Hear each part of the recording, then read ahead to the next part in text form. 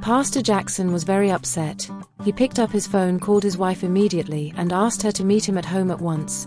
Then he left the office and drove straight home. When his wife got home, he told her about his confrontation with Ujumwa's mother.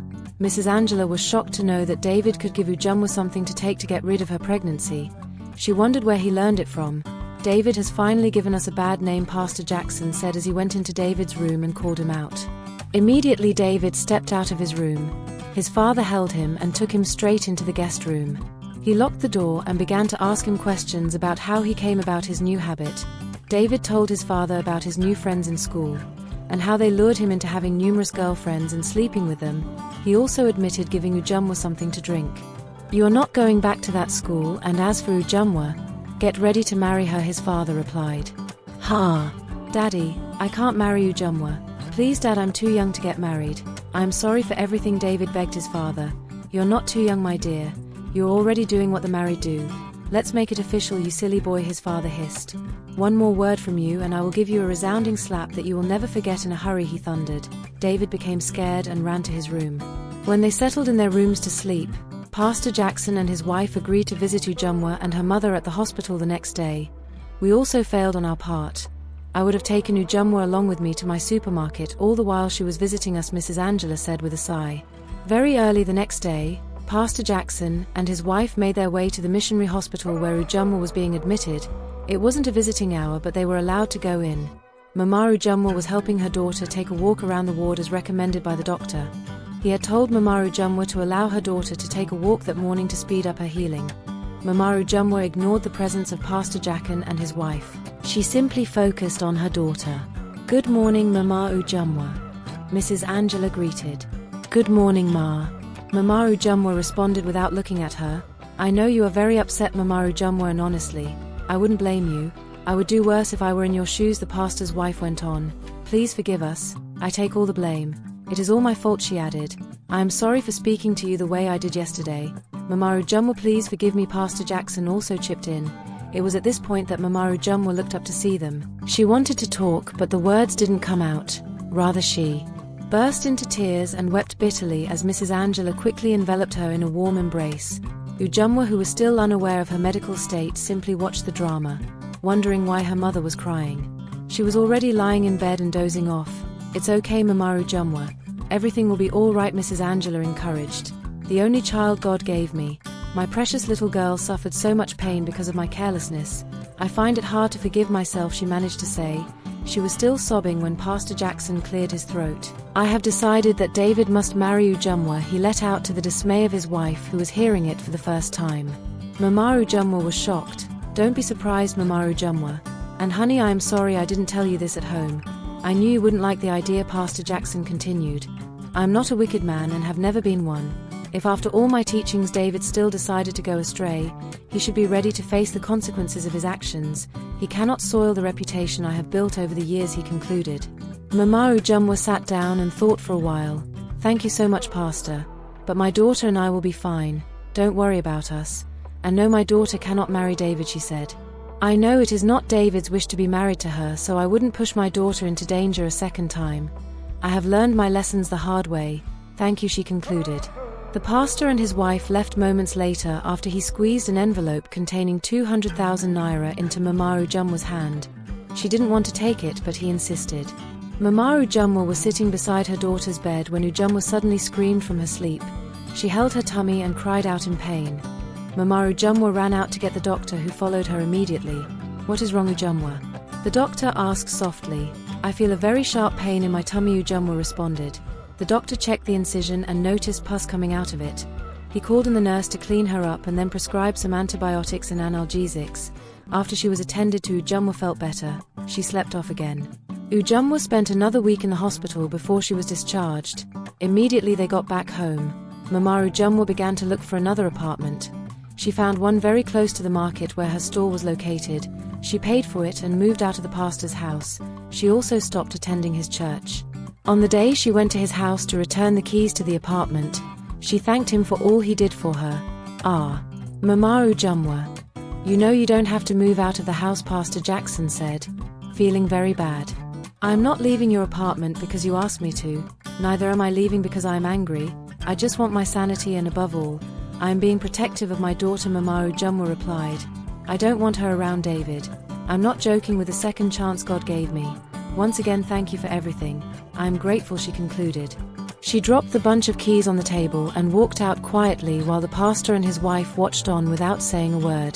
Mamaru Jumwa and her daughter moved on with their lives. She became very protective of Ujumwa and made sure she spent more time with her. Ujumwa was either in school or in the market selling with her mother. Mamaru Jumwa was not ready to take any chances. They began to attend another church close to their new home. Mamaru Jumwa only attended church on Sundays, and as soon as service was over, she would leave the church immediately with her daughter. She made no friends and didn't join any group in the church. Pastor Jackson withdrew David from his former university, which is government-owned. He put him in a private university where he had a few members of his church as lecturers. His younger brother was also a non-academic staff member in the school. He told all of them to keep an eye on David and ensure he was well behaved. David was really sad. He was already in his third year at his former school but was made to start all over again. He regretted ever joining the bad gang and promised his parents that he would be more responsible in his new school. Ujumwa continued with her secondary education and completed it successfully. She sat for her final exams and made very good grades. She gained admission into the university 1 year later. Mamaru Jumwa sat her down and had a heart-to-heart talk with her on the eve of her departure. Oh Ujumwa, I am grateful to God for this admission. I want to beg you in the name of God to be of your best behavior in school, she began. I am sure you learned some lessons from your past experience. Please have mercy on me. You know that you are all I have left in this world. Don't disappoint me, she begged. Ujumwa promised her mother that she would be a good girl and face her study. She did just that. She studied banking and finance, and she kept to her promise of being a good girl. She had a friend, Juliet, who almost led her astray again. Juliet was from a very wealthy home. Her parents provided everything she needed to have a comfortable stay in school, but Juliet was not contented. She wanted more. She had countless wealthy boyfriends. One of them bought her a car with which she rode to school every day. She was very arrogant and full of herself. Ujumwa became her friend when she gave her a lift to school one day. It was test day and Ujumwa was running late waiting for the school shuttle. Juliet, who had noticed Ujumwa in class on several occasions, came along and offered her a ride. Ujumwa couldn't refuse as she was behind time. After the test, Juliet still offered to take Ujumwa home and she agreed. When they got to Ujumwa's apartment, Juliet looked very irritated. Don't tell me that this is where a beautiful girl like you live, she said. Of course this is where I live, Ujumwa replied. She offered Juliet some water but she refused, saying she didn't want to contact cholera. After about a week, Juliet showed up at Ujumwa's apartment again. She tried to convince her to go out with her to meet some big boys who would take good care of her and better her life. All you need to do is scratch their backs and you'll become one of the biggest girls on campus, she added. Ujumwa thanked her and told her she wasn't interested, but Juliet didn't relent. Mamaru Jumwa did her best to ensure Ujumwa was comfortable in school, but the money she gave was never enough. Ujumwa had had to go hungry on several occasions, so when Juliet continued to pester her, she decided to give it a try. Juliet gave her one of her nice dresses and went out with her one night. It was a hotel and 3 men were already waiting for them at the hotel bar. They sat down and had drinks while chatting happily. Ujumwa wasn't comfortable, but she managed to play along. When they were through with their drinks, one of the men took Ujumwa into one of the hotel rooms while Juliet went with the other 2. The man excused himself to take a shower while Ujumwa waited for him in the room. Immediately he entered the shower. Ujumwa remembered how her mother had begged her not to bring disgrace to her. She also remembered how she'd promised her mother never to disappoint her. She began to feel uneasy. She picked up her small bag and quietly walked out of the room. Luckily for her, she had some money in her bag. She took a bike home, and that was the end of her friendship with Juliet. Juliet was really mad at Ujumwa. She cut all communication ties with Ujumwa and she was happy at the conclusion of her program. Ujumwa made a second class. She was very happy, and so was her mother. She went for her NYSC and suitors were beginning to show up, and that was where another issue started. Ujumwa was posted to serve in Ocean State and she met a lot of people during her service year. She had grown into a very beautiful lady and a lot of men wanted to date her. She met a lot of guys at the orientation camp. They were all over her, wanting to have a relationship with her, but she turned them down just the way she had turned down all the guys that asked her out in school. Not like she didn't like any of them or she didn't want to go into any relationship. She just didn't want to get committed knowing her health condition. After she was posted to her place of primary assignment, she met a banker named Benjamin. Ujumwa had met Benjamin at Golden Bank plc when she had issues with her bank account. Benjamin was the one who helped her out. He collected her number afterward and they became friends. He didn't ask her out immediately. They became best of friends and were often seen together. Benjamin was so caring and attentive to her every need. Ujumwa began to develop feelings for him, although she didn't wish to. She couldn't control it. Benjamin also had fallen deeply in love with her, such that he couldn't go a day without talking to her. He decided to ask her out, and when he did, Ujumwa asked him to give her some time, which he did. During this period, Ujumwa battled really hard with her feelings. She wished she could turn him down, but she couldn't. She was already immersed in love. She decided to give him a positive answer, but with a condition, hoping that it would scare Benjamin away. "I will tell him I do not want sex in this relationship," she said to herself. 2 weeks after he asked her out, she agreed to be his woman with a condition that there would be no intimacy. That didn't go down well with Benjamin. He thought for a while and then reluctantly agreed, as he couldn't just do without her. They began their relationship while Ujumwa continued with her NYSC. Benjamin took good care of her and made sure she lacked nothing. He never asked her for sex. He respected her wish, and Ujumwa was grateful for it. At the completion of her youth service, he took her out on a date to celebrate.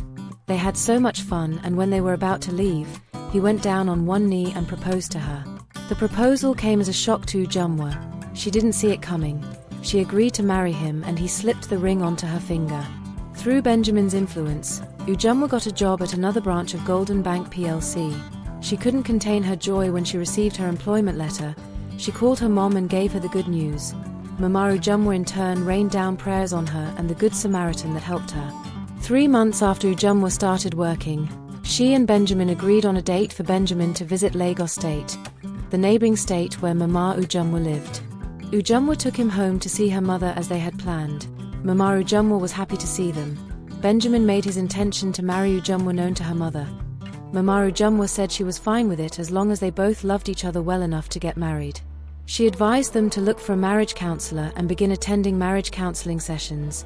It is very important that you prepare ahead of your marital journey to attend marriage counseling sessions, she advised.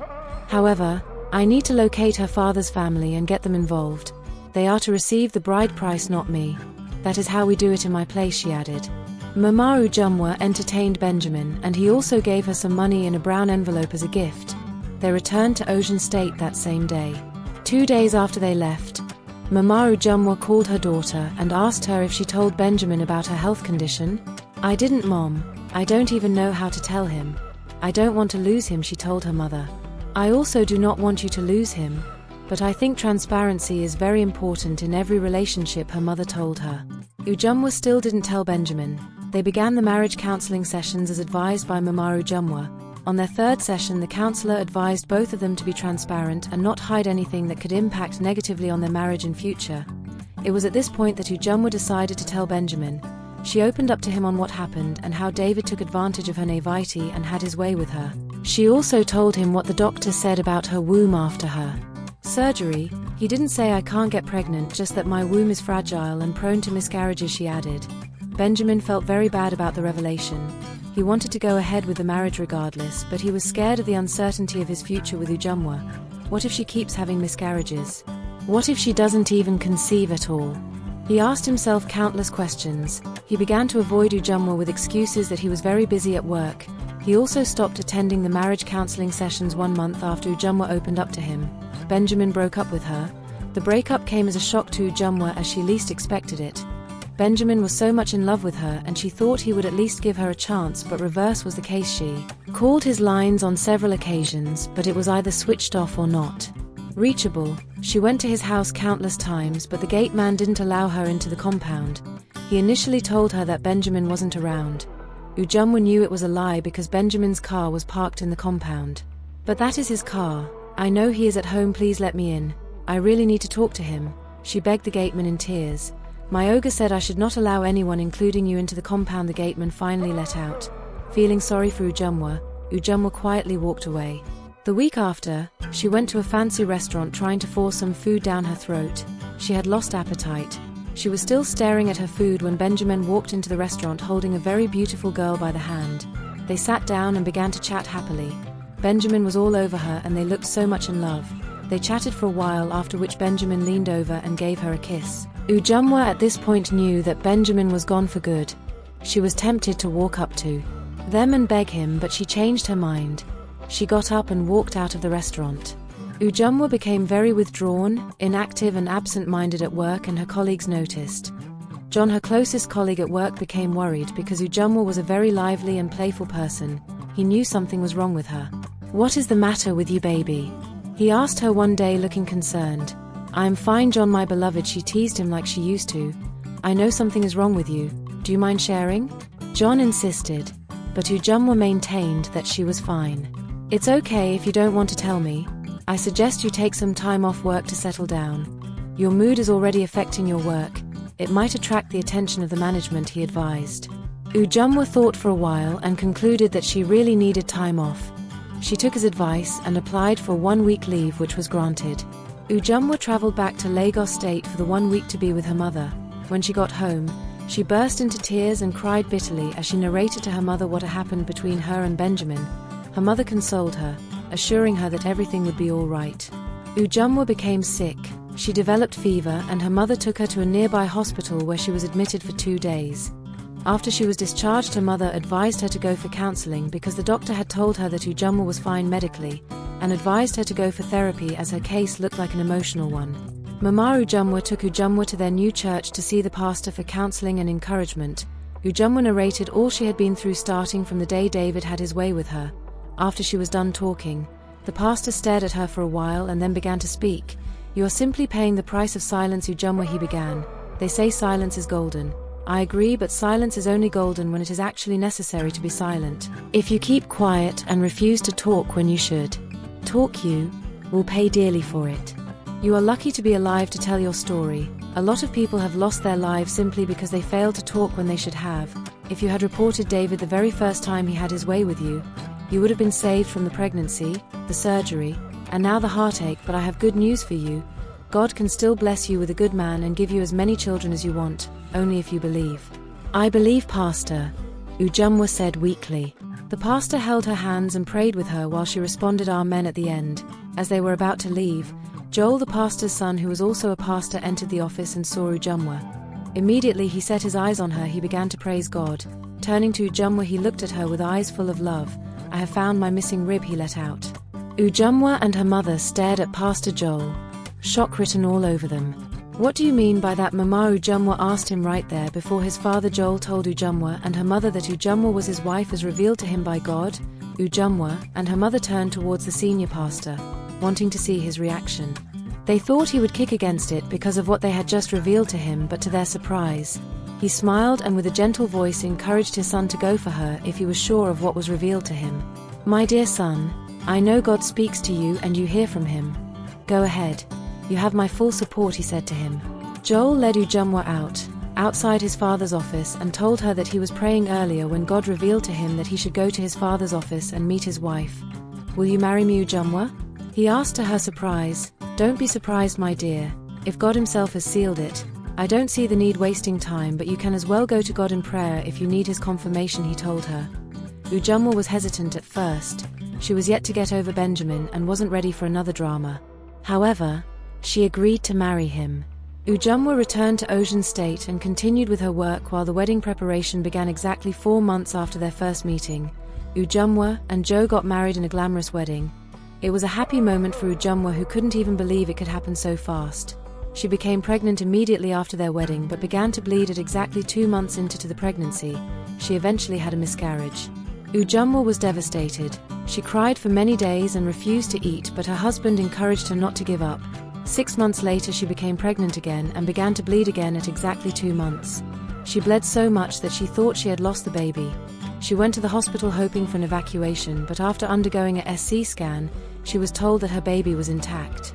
However, the doctor said her pregnancy was a delicate one and needed close monitoring. He advised her to go on bed rest, knowing she might not observe it religiously. Ujumwa was admitted and remained in the hospital till she was due for delivery.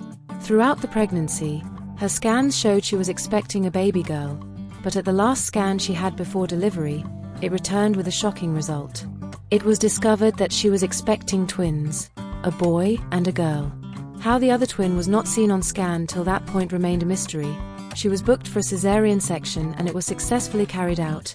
Ujumwa and her husband welcomed a set of twins. She couldn't contain her joy as she was being wheeled into her private ward.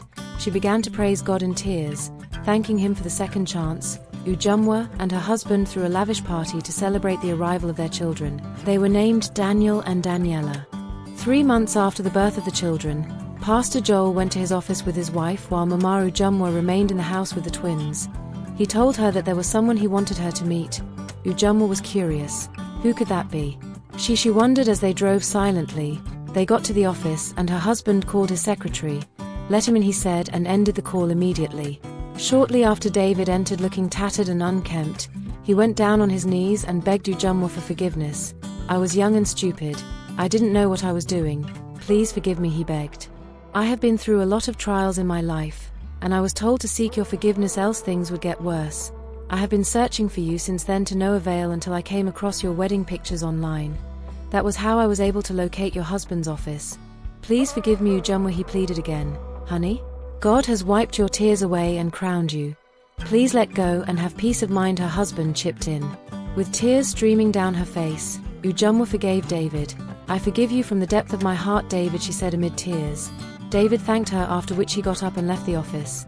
In the end, God didn't only give Ujumwa a second chance, he gave her double for her trouble.